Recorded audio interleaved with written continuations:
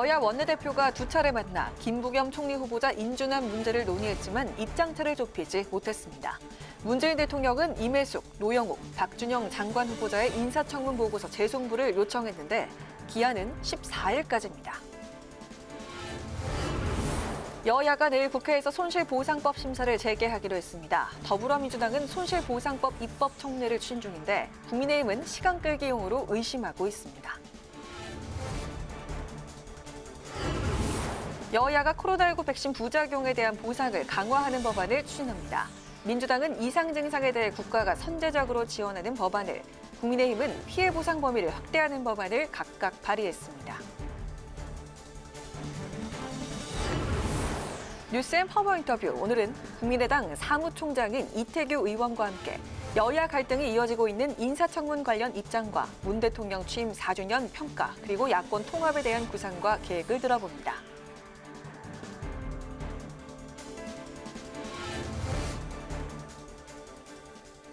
여러분 안녕하십니까? 5월 11일 의정 종합뉴스 뉴스엔 시작하겠습니다. 김부겸 국무총리 후보자 인사청문회가 끝난 지 나흘째지만 임명 동의안 심사 경과보고서 채택이 이루어지지 않고 있습니다. 여야 원내대표는 오늘 두 차례 회동에서 서로의 입장 차이만 확인했습니다. 임혜숙, 박준영, 노영욱 장관 후보자 인사청문 경과보고서 채택도 난항인데 문재인 대통령은 오늘 14일까지 청문 보고서를 재송부해달라고 요청했습니다. 여야는 남은 3일 동안 추가 협상을 이어가기로 했습니다. 김희연 기자가 보도합니다. 윤호중, 김기현 여야 원내대표가 박병석 국회의장 주재 회동에 이어 오후 별도 회동을 가졌지만 김부겸 국무총리 후보자 인준안 처리 문제는 진전을 보지 못했습니다. 민주당은 총리 인준안을 별도 처리하자고 주장했지만 국민의힘은 총리와 장관 후보자 모두 부적격하고 한꺼번에 청문 보고서 채택 여부를 논의해야 한다고 맞섰습니다. 중앙재난수습 대책본부를 책임지는 자리인 국무총리의 자리는 하루도 비워둘 수 없습니다. 여당이나 혹은 정부 측에서 원하는 것만 가지고서 다 일방적으로 하겠다고 한다면 그것은 협치의 정신하고는 어긋나는 것이라는 생각을 가지고 있습니다. 어제 시한을 넘긴 임혜숙 과기부, 박준영 해수부, 노영욱 국토부 장관 후보자 인사청문 경과보고서 채택도 난항을 겪고 있는데 문재인 대통령은 오는 14일까지 청문보고서 재송부를 요청했습니다. 여야가 나흘간의 협상 시간을 갖게 됐지만 문 대통령이 취임 4주년 간담회에서 인사검증 실패로 생각하지 않는다고 밝힌 점으로 볼 때 임명 강행 가능성이 있는 것으로 보입니다. 일단 여야는 14일까지 총리 후보자와 3명의 장관 후보자 청문보고서 채택 여부에 대한 추가 협상을 이어가기로 했습니다. 국민의힘이 김부겸 총리 후보자와 3명의 장관 후보자 모두 부적격으로 못 박은 상황에서 민주당이 일부 장관 후보를 포기할지 여부에 관심이 쏠립니다. 이와 관련해 민주당 재선 의원들은 위장 전입 사실이 드러난 임혜숙 과기부 장관 후보자는 당 지도부가 결단해야 한다는 의견을 송영길 대표에게 전달한 것으로 알려졌습니다. 다만 민주당에서 한 명을 포기한다고 하더라도 모두 부적격으로 판단한 야당이 받아들일지는 미지수입니다. 재송부 기한인 14일까지 청문 보고서가 채택되지 않으면 문 대통령은 국회 동의 없이 장관 후보자들을 임명할 수 있습니다. 국무총리 후보자의 경우에는 국회 본회의에서 인준안이 통과돼야 하는데 여당 단독으로 처리할 수 있습니다. 국무총리와 장관 후보자 임명이 강행되면 전국 경색과 국회 운영 차질이 불가피한데 여야가 협상력을 발휘해 합의 처리할 수 있을지 주목됩니다. 국회방송 김희연입니다. 여야가 내일 산자중기위 법안 소위를 열고 코로나19 방역 조치로 피해를 입은 소상공인 자영업자를 위한 손실보상법 심사를 재개합니다. 민주당이 요구하는 관련 입법 청문회의 개최 여부도 논의합니다. 홍혜진 기자가 보도합니다. 지난달 임시국회에서 처리가 무산됐던 손실보상법에 대한 논의가 재개됩니다. 여야가 내일 열릴 산자중기위 법안 소위에서 손실보상법을 가장 먼저 심사하기로 합의한 겁니다. 손실보상법을 우선 처리하기로 심사하기로 해서 처리가 아니라 심사하기로 잠시 전에 합의를 했습니다. 민주당의 이번 결정이 진정으로 우리 소상공인 자영업자들에게 희망의 빛이 되기를 진심으로 기원합니다. 여야는 내일 손실보상법과 관련한 입법 청문회 실시 여부도 논의합니다. 앞서 더불어민주당은 입법 청문 요구서를 국회에 제출했습니다. 민주당은 입법 청문회를 통해 손실보상 범위 등을 논의하겠다며 국민의힘을 향해 논의 테이블에 나오라고 촉구했습니다. 손실보상의 범위와 주체 등에 대해 국민과 함께 부처와 치열하게 토론하겠습니다. 소상공인과 자영업자의 힘든 상황을 절실하게 이해하고 신속하게 진행하겠습니다. 입법 청문회는 중요한 안건이나 재정 법률안을 논의하기 위해 전문가, 정부 등의 의견을 청취하는 건데 국민의힘은 부정적입니다. 국민의힘은 여야가 논의해도 되는 것을 민주당이 책임을 회피하고 시간을 끌기 위해 청문회 카드를 꺼낸 것 아니냐고 의심하고 있습니다. 여기에 소급 적용 여부와 시점, 적용 업종 등을 놓고도 입장차가 큽니다. 가장 큰 쟁점인 소급 적용의 경우 국민의힘과 정의당은 소급 적용할 것을 요구하고 있지만 정부는 부정적이고 민주당은 법적 문제 등을 따져봐야 한다는 입장입니다. 입법 청문회를 소급 적용의 어려움을 변명하기 위한 자리로 악용한다면 거센 저항에 부딪힐 것이라는 점을 엄중 경고합니다. 국민들 먹고 사는 문제를 이런 절차 저런 이유를 핑계로 머뭇거리는 것은 용납할 수 없습니다. 법안 처리까지 넘어야 할 산이 많습니다. 국민의힘이 입법 청문회를 수용한다 하더라도 빨라야 오는 20일쯤 개최될 것으로 보입니다. 이번 임시국회에선 결실을 맺을 수 있을지 좀 더 지켜봐야 할 것 같습니다. 국회방송 홍혜진입니다. 여야가 코로나19 백신 접종 이후 나타나는 이상 반응에 대해 국가가 더 적극 보상하도록 하는 내용의 법안을 잇따라 발의했습니다. 피해 지원을 강화해서 백신 접종에 대한 불안감을 낮추고 백신 접종률을 높이기 위한 건데요.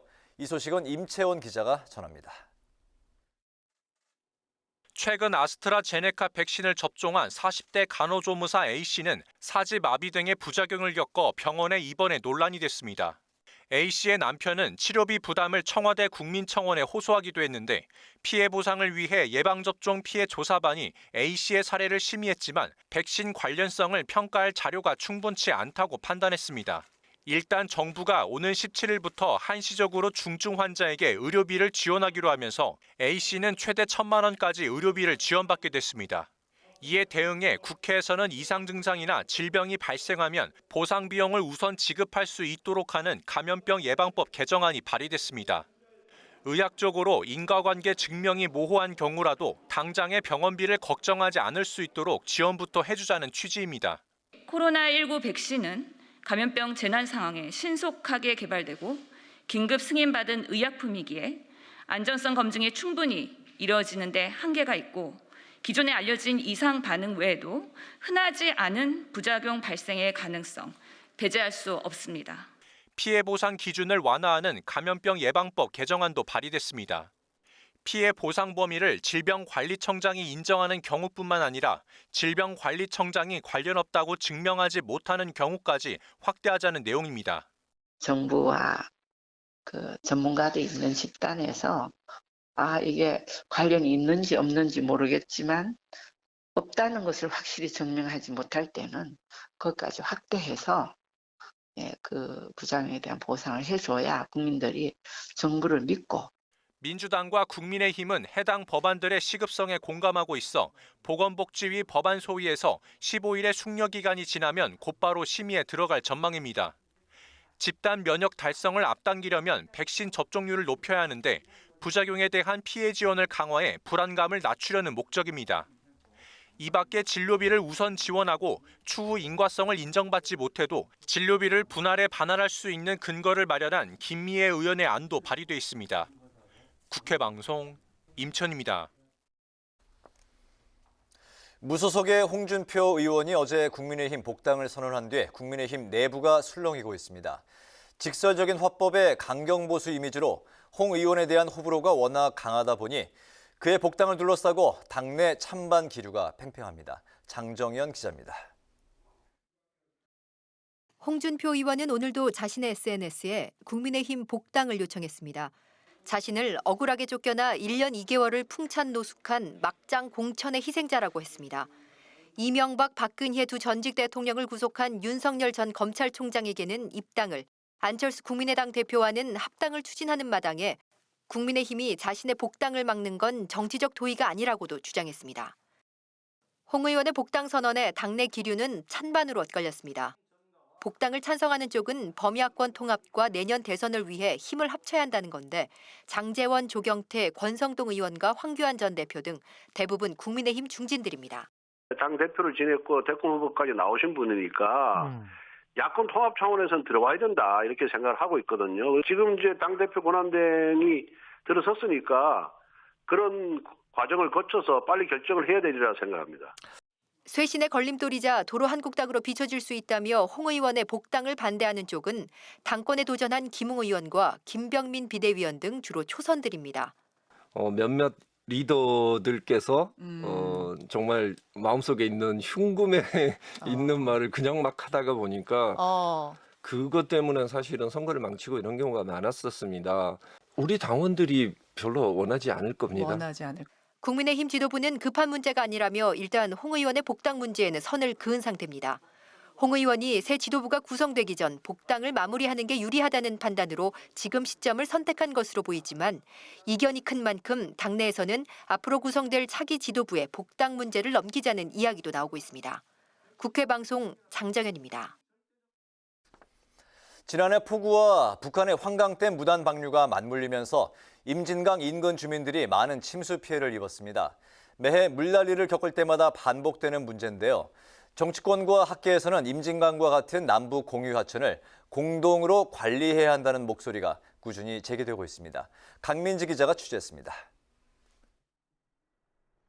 매년 되풀이되는 경기 북부의 홍수 피해. 정치권과 전문가들은 남북에 걸쳐 있는 강물이 위치한 점이 상당한 영향력이 있다고 진단하고 북한과의 공조를 강조했습니다. 하류에 위치한 우리나라의 경우 북한이 지난해처럼 통보 없이 방류한다면 속수무책일 수밖에 없기 때문입니다.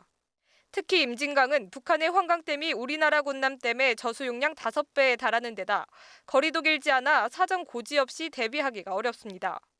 갈수기인 봄철엔 수력 발전에 이용한다며 오히려 방류량을 낮춰 접경 지역의 농업용수와 어획량이 크게 줄어드는 피해도 만만치 않습니다. 공유하천 같은 경우는 이 남북이 이 공동으로 연구할 필요가 있다.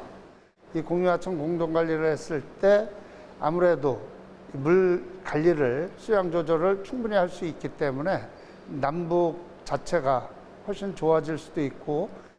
이와 관련해 2001년부터 총 13차례에 걸쳐 임진강 소해 방지 관련 협의를 진행했지만 하노이 회담 결렬 이후 진척이 없는 상황입니다. 전문가들은 국제법상 강제할 수 없기 때문에 북한의 상하수도나 신재생에너지를 제공해 협조를 이끌어내야 한다고 조언했습니다. 안보리를 피할 수 있는 위생 문제로 접근하고 그것에 대한 보상을 우리가 공유하천의 공동관리로 가면 분명히 이 부분은 미국도 설득할 수 있고 안보리도 설득할 수 있고 북한도 생색내면서 주면서 우리는 이익 보면서 줄 수 있는 그런 어떤 상호 보완적인 관계가 되지 않겠냐. 그 과정에서 국회와 정부는 먼저 공유하천관리추진위원회를 설치해 북한과의 댐 운영 공조에 대비한 준비도 필요하다고 강조했습니다.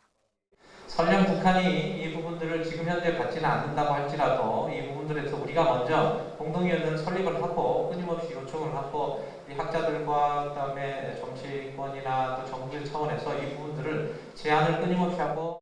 이와는 달리 북한 외교관 출신 국민의힘 태영호 의원은 남북한의 문제가 아니라 유엔을 통한 국제 공유하천 문제로 다뤄야 한다고 제안하기도 했습니다. 통일부는 올해 예산에서 남북 공유하천 홍수 예방 예산을 기존 6억에서 65억 원으로 증액한 만큼 남북 관계에 물꼬를 트는 중요한 한 축으로 보고 있습니다. 결국 정치적 긴장 관계가 해소되지 않고선 재난 문제 대응도 협력을 기대하기 어려운 만큼 남북 대화의 필요성이 더욱 부각되고 있습니다. 국회 방송 강민지입니다. 더불어민주당 송영길 당대표는 4.7 재보선 패배 민심을 제대로 읽는 것이 중요하다며 특히 법안이 국민 공감대를 얻도록 노력하자고 밝혔습니다. 송 대표는 대선 의원과의 간담회에서 집권당인 민주당 의원들이 내는 법안 하나하나가 뉴스가 되는 만큼 국민 지지를 받으려면 법안에 숙성도를 높여야 한다고 말했습니다. 이어 자의적인 판단이 아닌 충분한 토론을 거쳐야 한다며 여론조사와 전략회의, 정확한 데이터 분석을 통해 국민이 바라는 방향으로 나아가자고 강조했습니다. 더불어민주당 윤호중 원내대표는 문재인 대통령 취임 4주년과 관련해 촛불 정부에 대한 국민 기대엔 부족한 점이 있었다고 밝혔습니다. 윤 원내대표는 오늘 원내대책회의에서 북핵 위기, 일본의 수출 규제, 코로나 등의 시련에도 정부가 위기 극복을 위해 최선을 다했지만 다소 부족한 점이 있었다며 반성하고 새로운 각오로 임하겠다고 말했습니다. 특히 많은 질책을 받는 부동산 정책을 국민 눈높이에 맞게 보완해 주거 안정을 반드시 실현하겠다고 강조했습니다. 국민의힘이 코로나19 백신 부족 사태를 해결하기 위해서 미국의 소속 의원들을 자체 파견한다고 밝혔습니다. 김기현 대표 권한대행은 원내대책회의에서 국회 차원의 백신 사절단 파견 제안에 민주당은 아무런 답변이 없다면서 한시가 급한 백신 공급을 위해서 야당이 앞장서겠다고 말했습니다. 사절단으로는 박진 의원과 최용도 의원이 파견됩니다. 오선의 국민의힘 조경태 의원이 당대표 선거 출마를 선언했습니다.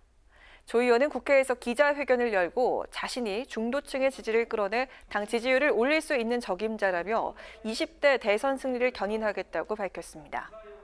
앞서 조혜진, 홍문표, 윤영석, 주호영 의원이 차례로 출마를 선언한 데 이어서 오늘 조 의원이 출사표를 던지면서 지금까지 5명이 당권 도전을 공식화했습니다.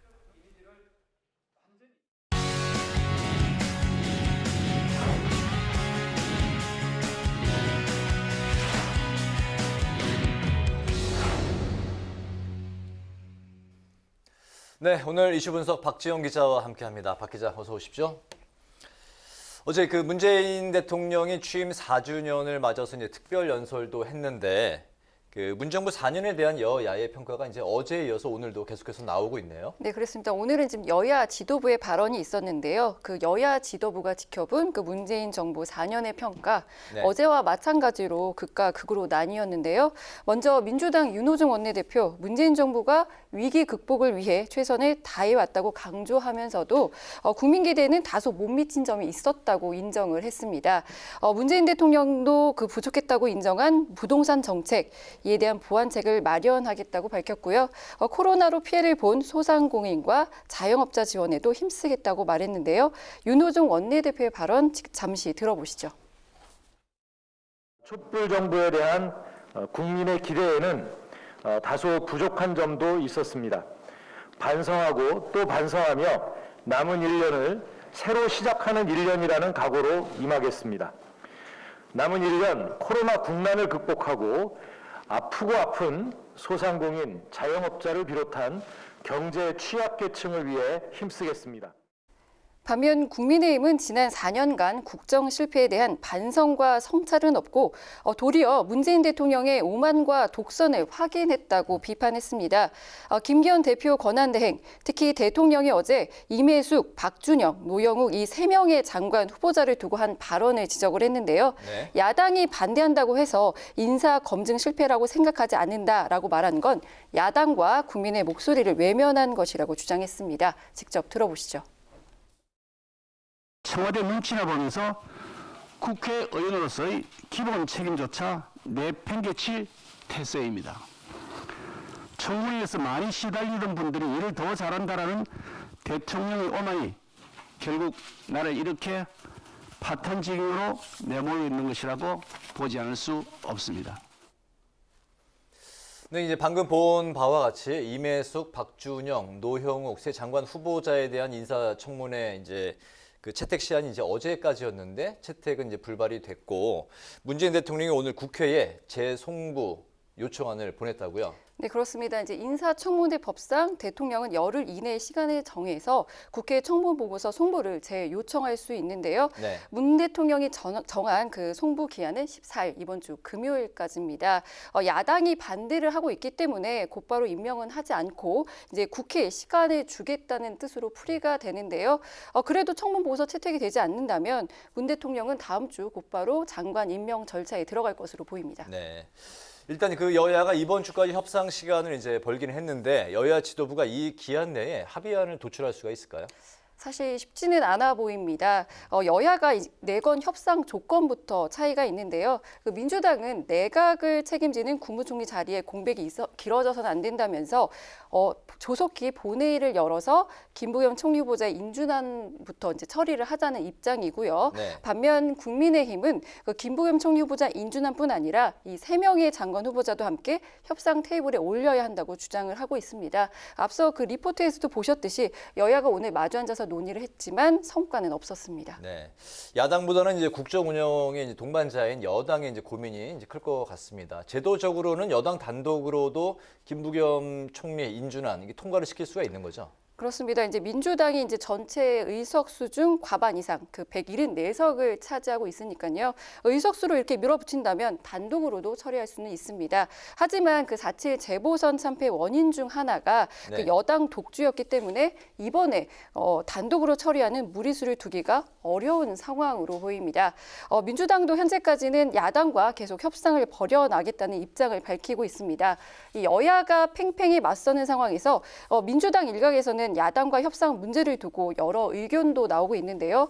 내년 대선을 감안해 이 독주라는 말이 더 이상 나오지 않도록 법사위원장을 야당에 양보하자는 의견도 있고요. 또 야당이 반대하고 있는 이 3명의 장관 후보자 중 최소 1명은 낙마시켜야 한다는 주장도 있습니다.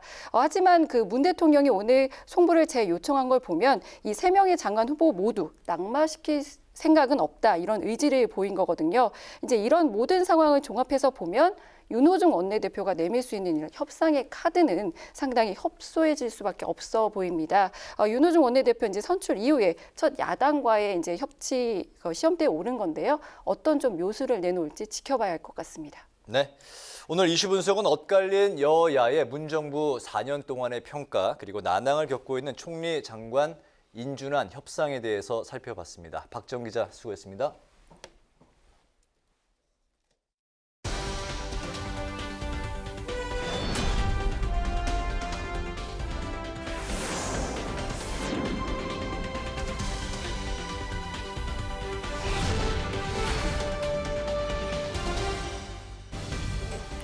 강하랑의 정치톡 시간입니다. 5월 11일 시선을 집중시킨 정치 뉴스 만나보시죠.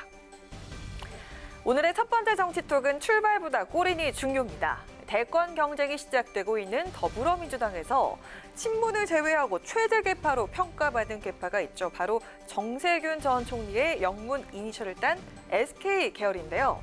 SK계 의원 모임인 광화문 포럼이 오늘 모임을 갖고 본격 새몰이에 나섰습니다. 원래 의원들만 참석하던 이 모임에 정 전 총리도 직접 참석을 해서 자신의 정책 비전에 대한 구상을 밝혔는데요. 6선의 국회의원에 장관, 당대표, 국회의장, 국무총리까지 역임을 하면서 정말 이 꽃길을 걸어온 정 전 총리. 정치적 스펙은 좋지만 대선 주자로선 좀처럼 주목받지 못하고 있습니다. 최근 나온 대선 주자 선호도 조사에서도 지지율 1%에 그치고 있는 그런 상황인데요. 지지율 질문을 받은 정 전 총리가 이런 발언으로 자신감을 보였습니다. 원래 누가 먼저 출발했느냐가 중요한 게 아니고 꼬리를 누가 먼저 하느냐가 중요한 거 아닙니까? 그래서 저는 거기에 연연하지 않고 나의 길을 간다.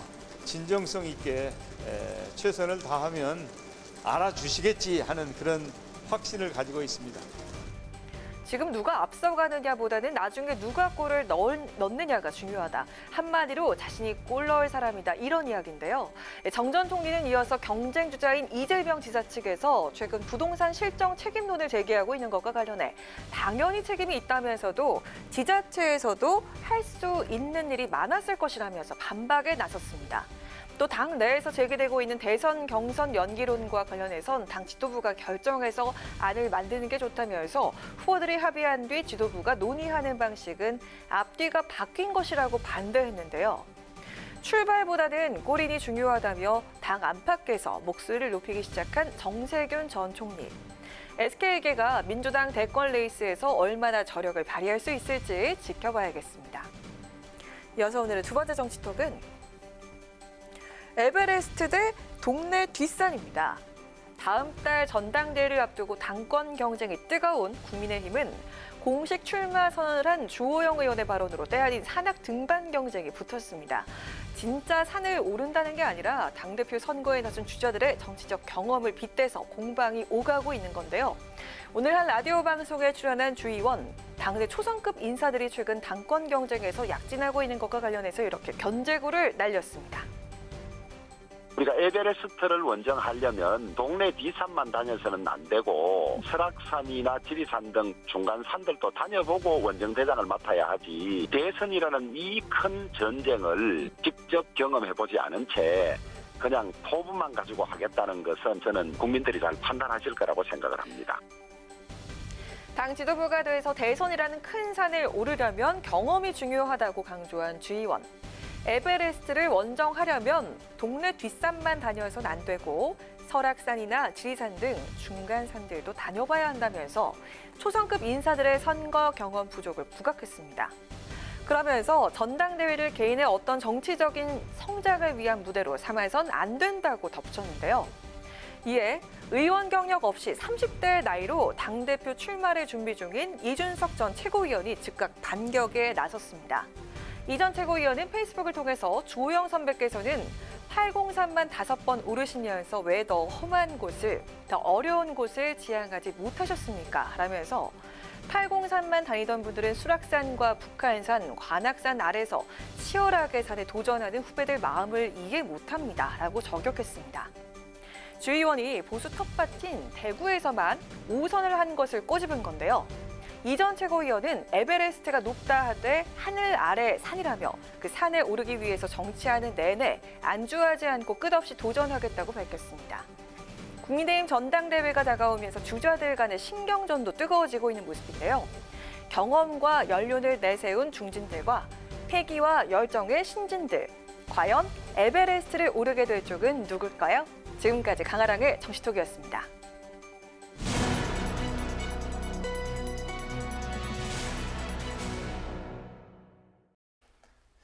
세 명의 장관 후보자 거취를 둘러싼 청문 정국이 2라운드에 들어섰습니다. 청와대가 국회에 인사청문 경과 보고서 재송부 요청을 하면서 정국의 긴장감이 더욱 높아지고 있는데요. 박진영 더불어민주당 전 상근 부대변인을 전화로 연결해서 관련 현안에 대한 입장을 들어보도록 하겠습니다. 대변인님 나와 계십니까? 안녕하세요. 네, 안녕하세요. 박진영입니다. 네, 안녕하십니까? 네, 그 야당이 부적격으로 판정한 임혜숙, 박준영, 노형욱 세 장관 후보자에 대해서 문 대통령이 청문 보고서 재송부 요청을 이제 했는데요. 그러면서 이제 여당으로서는 이제 부담이 되지 않겠냐는 분석이 나오고 있습니다. 민주당 내에서도 이제 한두 명 정도 탈락자, 낙마가 이제 거론이 됐었기 때문인데요. 현재 그 당내 분위기나 입장은 어떤 건가요? 장관 인사의 문제는 결정권은 대통령이 가지고 계신 거기 때문에요. 예, 국회에서 의견을 충분히 보내는 게 저는 중요하다 그렇게 생각을 합니다. 지금 청와대에서 14일까지 재송부 요청을 한 것은 적격이든 부적격이든 다양한 의견들을 같이 적시해서 보고서를 채택해달라, 저는 뭐 그런 뜻으로 해석이 되는 것 같고요. 아마 민주당 내에서도 일부 부적격에 대한 의견들이 있기 때문에 그 내용까지도 포함돼서 가야지만이 대통령이 판단할 수 있는 다양한 폭이 넓어지지 않겠나, 이런 측면에서 저는 국회의 임무로서 청문 보고서를 채택해서 보내는 것이 맞다, 이렇게 생각이 듭니다. 네, 김부겸 총리 후보자 인준안 처리 문제도 오늘 여야 원내대표가 만났지만 합의를 하지 못했는데요. 만약 끝까지 합의를 못한다면 총리 인준 표결이 여당 단독으로라도 진행할 가능성이 있을까요? 글쎄요, 뭐 가능하면 같이 해야 되겠죠. 제가 이제 그 국민의힘 쪽의 의원들도 일부 한번 의견을 들어보니까요, 김부겸 총리에 대해서는 대다수가 다 적격하다라는 생각을 가지고 있는 것 같더라고요. 다만 이 총리 인준 문제가 3명의 장관 인준 문제와 연동시켜서 야당이 전략적으로 판단을 하다 보니까 이 상황이 벌어진 것 같은데요. 물론 뭐 충분히 여야 같이 협의를 하겠습니다만은 그렇지 않을 경우에는 어쩔 수 없이 국회에 올려놓고 난 다음에 야당이 들어오는지 안 들어오는지 지켜보는 그런 상황으로 가지 않을까, 그렇게 좀 예측이 됩니다. 네. 어제 그 문재인 대통령의 취임 4주년 특별 연설을 놓고 여야의 평가가 이제 극명하게 엇갈렸는데요. 국민의당 안철수 대표는 문재인 대통령이 임기 1년을 앞둔 시점에서 국정 쇄신을 위해 민주당을 탈당해야 한다고 주장하기도 했는데요. 여기에 대한 여당의 입장은 어떤 건가요? 전혀 앞뒤가 안 맞는 말씀이죠. 흔히 이제 안철수 대표 입장에서 여당이 하는 것이 마음에 들지 않는다면은 당정 협의를 더 긴밀하게 해서 당정이 같이 바뀌자 이렇게 하는 게 맞겠죠. 실제로 이 한국 정치사에서 이 대통령 선거를 앞두고 대통령이 탈당하고 거국 내각이 형성되고 뭐 이런 일들이 왕왕 있었습니다만은 그것은 흔히 하는 이제 권위주의 시절의 이야기인 거요. 지금은 이 공직자들의 정치적 중립이 완전히 자리 잡은 상황에서 대선을 앞두고 그렇게 한다는 것 자체가 오히려 책임 정치의 측면이라는 점에서 더 나쁜 영향으로 미칠 수 있다. 저는 이렇게 보여지고요. 안철수 대표께서 자전 탈당과 창당을 하다 보니까 정당 정치의 소중함을 잘 이해하지 못한다. 오히려 이런 비판을 들을 것 같습니다. 네, 오늘 말씀 잘 들었습니다. 네, 감사합니다. 네, 고맙습니다. 지금까지 박진영 더불어민주당 전 상근 부대변인이었습니다.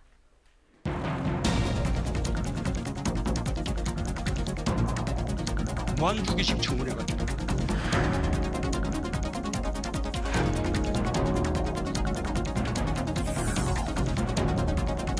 더불어민주당에서 탈당하실 것입니다.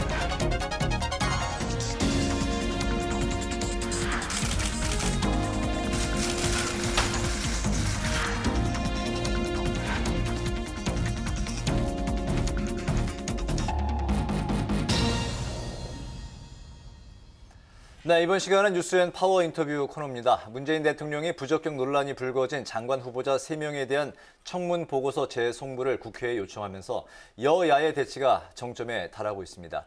그런 가운데 야권의 통합은 제자리 걸음을 걷고 있는데요. 전국 현안과 범야권 통합 방안까지 국민의당 사무총장이신 이태규 의원과 현안 이야기 나눠보겠습니다. 의원님 안녕하십니까? 안녕하세요. 네. 두 번째 출연이신데 바쁘신데 출연해 주셔서 감사합니다. 감사합니다. 네, 불러주셔서 고맙습니다. 우선 그 전국 현안인 인사청문 관련 내용부터 질문을 드리겠습니다. 야당이 이제 부적격 판정을 내린 새 장관 후보자에 대해서 결국 청문 보고서 채택은 이제 불발이 됐고 문 대통령이 오늘 재송부를 국회에 요청을 했습니다. 국민의힘은 총리 후보자 인준 문제까지 연계를 하겠다는 입장인데요. 국민의당 입장은 어떤 건지 먼저 듣겠습니다. 일단 대통령께서 그 인사청문 보고서 재송부를 요청했다는 것은 야당의 의사, 반대 의사와 관계없이 네. 임명을 강행하겠다 이런 이제 뜻으로 읽혀지거든요. 저는 이제 그런 부분이 지난 4.7 재보궐선거 결과에 대해서 그 대통령께서 국민의 질책을 엄중하게 받아들이겠다. 이런 말씀을 하셨어요. 그러면 지금 대통령께서 하시는 말씀은 그런 행위는 제가 볼 때는 완전히 거짓말이다. 이것은 이제까지 해왔던 것처럼 야당과 국회의 의사를 철저하게 무시하고 대화 타협의 정치를 안 하시겠다. 이런 뜻으로 받아들이는데 이건 저는 굉장히 위험한 사고방식이다. 이런 말씀 좀 드리고요. 그리고 솔직히 이제 인사청문회를 할 적에 야당이 무조건 반대하지 않습니다. 이것이 국민의 눈높이에 못 미치더라도 이것이 어느 정도 되면 이게 청문 보고서 채택에 협조해 주는데 이건 정말 도저히 정도가 심해서 받아들일 수가 없다. 그러니까 이번 사례처럼 정말 국민 혈세를 가족의 외유에 그냥 일상적으로 쓰는 이런 사람들, 또 밀수 의혹까지 받는 사람들을 대한민국의 장관으로 임명한다는 것이 이것이 도대체 국민 상식에 맞느냐 이런 부분에서 야당이 반대하는 거거든요. 그러면 이것을 좀 받아들여야 되는데 대통령께서는 어저께 연설하고 대화하는 과정에서도 결국은 청문회 제도 탓을 말씀하시는데 이것은 제도 탓이 문제가 아니고요. 부정비리 인사만 골라내는 대통령의 인사철학과 기준에 중대한 문제가 있다. 저는 이제 이런 말씀을 좀 지적을 해드리고 싶고요. 지금 문재인 대통령이 지금 국회에 동의 없이 반대 의사에도 불구하고 임명을 강행한 문재 인사들이 지금 29명이나 됩니다. 예, 그런데 이것이 과거에 노무현 정부, 박근혜 정부, 이명박 정부 이 세 개 정부에서 현재 임명을 강행한 사례가 30명인데 만약에 이번에 3명을 임명을 강행하시게 되면 이 세 개 정부의 통합보다 더 많은 신기록을 세우는 것이거든요. 저는 이런 정치는 대통령께서 안 하셨으면 좋겠다. 이런 바람을 갖고 있고요. 그럼에도 불구하고 지금 이 장관 후보들과 총리 후보자의 어떤 인준을 연계하는 거 이거는 뭐 네. 야당의 입장에서는 전략적으로 그렇게 판단해 볼 수 있겠지만 저는 두 개의 성격은 다르기 때문에 저는 인준 표결은 인준 표결대로 하고 또 장관 부적격 장관 후보자에 대한 반대 입장은 그대로 이렇게 밀고 나가고 이렇게 좀 분리해서 하는 것이 어떻겠는가 이런 개인적인 생각을 좀 갖고 있습니다. 네, 잘 알겠습니다. 네, 또 이 문재인 대통령의 어제 특별 연설 어떻게 보셨는지 묻고 싶고요. 그리고 문 대통령의 지난 4년을 어떻게 평가하시는지도 여쭙고 싶습니다. 뭐 어제 대통령의 말씀은 한마디로 야당의 입장에서는 대실망이죠. 그래서 이제까지 많은 국민들이 지난 4년간의 어떤 오류, 무능, 또 여러 가지 어떤 거짓과 기만 이런 부분에서 좀 진정한 성찰 있는 그런 반성문을 기대했는데 오히려 자화자찬으로 일관하셨거든요. 그래서 정말 대통령께서는 국민 정서와 동떨어진 정말 달나라 달린 대통령이 아닌가 이런 지적을 저는 피할 수 없다고 생각이 들고요. 제 개인적으로는 지난 4년간 문재인 정권의 국정은 정치적으로, 도덕적으로 또 정책적으로 저는 완벽하게 실패한 정부였다 이렇게 생각을 갖고 있습니다. 그래서 이 협치라는 이 정치 자체가 실종이 됐고 또 이 정권의 대표적인 경제정책인 소득주도 성장은 이미 실종됐지 않습니까? 또 부동산 정책의 폭망을 통해서 지금 얼마나 많은 국민들이 여기서 고통을 받고 계십니까? 또 동맹여교도 완전히 실패했고요. K 방역 그렇게 자랑했지만 결국은 방역의 최고 단계는 결국은 백신인데 지금 대한민국의 세계 경제 10위국, 10대 경제 강국이다 이런 얘기를 듣는데 지금 세계적으로 100위 바깥에 있는 지금 백신 빈국으로 좀 전락했습니다. 이런 책임에 대해서 어저께 대통령께서 진지하게 국민들께 사과하고 좀 잘해보겠다 이런 말씀을 주셨으면 좋겠는데 그런 말씀이 전혀 없습니다. 뭐 이것뿐이겠습니까? 지금 고용 참사 말도 못하는 거죠. 또 이 정권의 내로남불을 위해서 정의와 공정이 얼마나 무너졌습니까? 대통령께서 취임사에서 뭐라고 말씀하셨습니까? 기회는 균등하고 과정은 공정하고 결과는 정의로울 것이다 이렇게 말씀하셨는데 지금 대한민국 사회가 그 반대로 가고 있지 않습니까? 그러니까 오죽하면 어느 시인께서 이런 말씀을 하셨습니까? 하지 않으셨습니까? 이 정권에서 출세하려면 부패하고 타락하는 게 필수다. 지금 그렇게 가고 있고 그런 사람들을 지금 장관 후보자로 지명해서 임명을 강행하려고 지금 하고 계시지 않습니까? 여기에 대해서 어떻게 야당의 입장에서 또 보통 국민의 관점에서 이 문재인 정부에 대해서 좋은 평가를 해줄 수가 있겠습니까? 저는 그렇게 생각을 합니다. 네, 안철수 대표는 문 대통령의 민주당 탈당을 공개적으로 요구를 했는데 민주당에서는 무례하다, 또 탈당은 책임 정치 원칙에 맞지 않는다 이런 반응이 나왔습니다. 안 대표가 대통령 탈당을 거론한 이유 무엇입니까? 그거는 이 민주당의 정치 공세로 받아들이면 안 되고요. 오히려 진짜 정말 책임 있는 국정에 임해달라고 하는 그런 충정의 고언으로 이렇게 받아들여야 된다 이렇게 생각이 듭니다. 지난 4년 동안 이게 정치가 자기 역할을 못하고 국론이 분열되고 이런 측면은 문재인 대통령께서 대한민국 국민의 통합 대통령이 아니라 친문 계파의 수장으로서 진영 논리에 휘둘렸던 측면을 부정할 수가 없습니다. 그래서 오히려 여기서 탈당하셔가지고 이제는 정파하고 손을 걷고 국민 통합과 오로지 국가만을 위해서 일할 수 있는 좋은 계기가 되지 않겠는가 이런 어떤 취지에서 말씀을 드린 거기 때문에 저는 여당에서 안철수 대표의 어떤 이런 제안 이런 부분을 진지하게 고민해 볼 필요가 있다. 이런 말씀을 드리겠습니다. 알겠습니다. 이번엔 그 국민의당 당 관련 현안을 이제 짚어보겠습니다. 그 다음 달 그 6월 국민의힘 전당대회 이후에 합당 이야기가 이제 나오고 있는데요. 안철수 이제 대표는 얼마 전에 야권 통합을 위해서는 내년 3월 전에만 합당을 하면 된다 이런 이제 말씀을 하셨는데 현재 그 합당 논의가 어디까지 와 있습니까? 지금 합당은 이미 양당이 이 안철수 대표는 전국 당원 순회 간담회를 통해서 당원들의 의견을 충분하게 수렴했고 거기에서 당원들의 의사가 어떤지를 확인을 했습니다.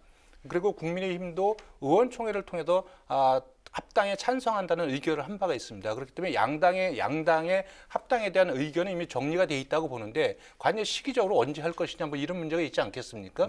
그런 측면에서 국민의당은 국민의힘에 이제 주호영 권한대행이 있을 적에 합당의 원칙과 기본 방향에 대해서 우리의 입장을 정리해서 전달한 적이 있습니다. 그런데 지금 현재 국민의힘 상황이 지금 전당대회를 치러서 새로운 지도부를 선출해야 되는 이런 과정에 있고 또 현재 김기현 원내대표가 권한 대행이기 때문에 책임 있게 합당을 추진할 수 있는 그런 정치적인 상황은 아닌 것 같습니다. 그렇게 해서 금방 사회자께서 말씀하신 대로 국민의힘의 전당대회가 끝나서 새로운 지도부가 선출이 되면 자연스럽게 합당 논의가 다시 재개될 수 있지 않겠는가 이렇게 생각을 갖고 있습니다. 네, 근데 국민의힘과 국민의당 의석수 차이가 좀 많이 나는 게 사실인데요. 새로운 당명으로 합당하는 신설 합당이 가능할까요?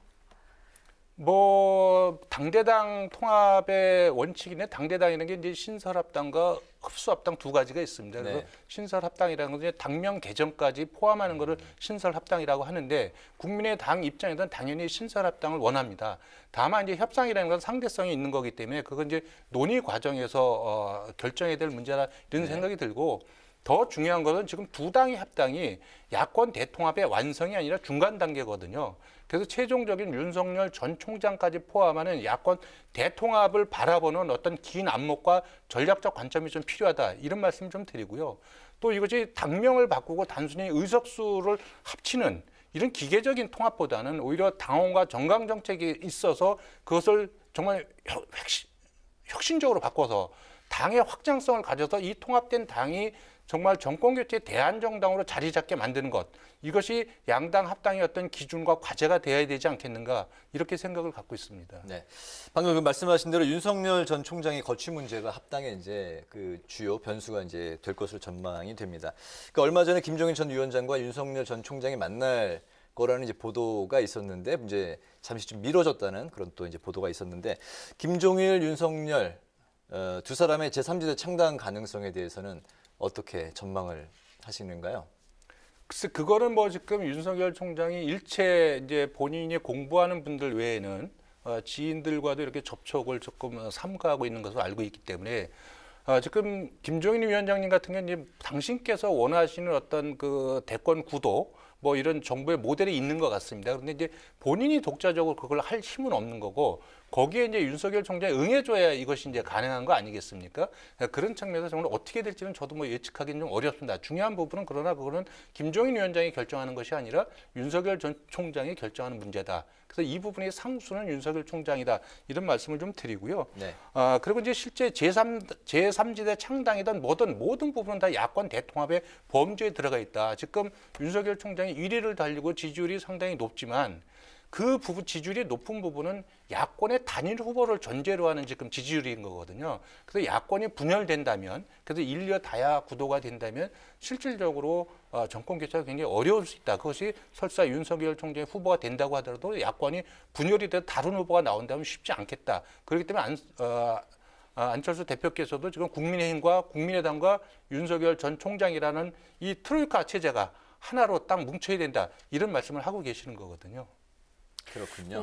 네. 그리고 또 안 대표는 문지기라도 하겠다라면서 대선 역할론을 띄우고 있습니다. 근데 지난 서울시장 재보선 당시에 대선 출마 가능성에 선을 그었었는데 혹시 마음이 바뀔 여지가 있다고 보시는지 먼저 궁금합니다. 지금 안철수 대표 기본 입장은 야권의 대통합과 정권 교체를 위해서라면 자리나 지위에 연연하지 않고 국민이 주어지는 어떤 역할이든지 하겠다. 뭐 그런 입장에서 본인의 관심은 현재 대통합에 있고 정권 교체를 위해서라면 본인이 꼭 후보가 될 필요 안 돼도 된다. 이런 생각을 갖고 계시는 거예요. 그런데 이제 지난번에 제가 다른 방송에도 말씀을 드렸고 또 야권의 여러분들이 지금 같은 말씀을 하고 계시는데 지금 야권의 후보군에서 경쟁을 조금 더 흥행이 성공하고 국민적 관심사를 얻으려면 안철수 대표가 거기 빠지면 되겠느냐. 이제 이런 말씀들을 일반적으로 해주고 계시는 거죠. 네. 그렇다면 앞으로 대선 전국에서 국민의당과 안 대표가 어떤 역할을 해나갈 계획인지 마지막으로 들어보도록 하겠습니다. 지금 야권의 큰 방향은 혁신적인 대통합과 이 대통합에 기반한 정권 교체라고 생각을 하고요. 이러한 야권의 갈 길 방향을 제일 먼저 선제적으로 제시한 분이 안철수 대표입니다. 그래서 국민의당과 안철수 대표는 이런 야권의 혁신적인 대통합을 이루고 그 기반 속에서 정권 교체에 결정적인 역할을 하겠다. 이런 각오와 의지를 갖고 있습니다. 네, 알겠습니다. 오늘 그 뉴스앤 파워 인터뷰는 인사청문 대치 정국, 그리고 문재인 대통령 취임 4주년에 대한 평가, 그리고 야권 통합에 대한 구상을 지금까지 국민의당 이태규 의원과 함께 했습니다. 오늘 말씀 감사합니다. 네, 감사합니다. 네, 계절의 시계가 한 달가량을 앞서가면서 초여름 더위를 보이고 있습니다. 오늘 낮 동안 서울은 어제보다 10도 이상이나 기온이 크게 올랐는데요. 내일은 오늘보다 기온이 더 오르겠고요. 전국적으로 공기질은 무난하겠습니다. 오늘 뉴스에는 여기서 마치겠습니다. 시청해주신 여러분 고맙습니다.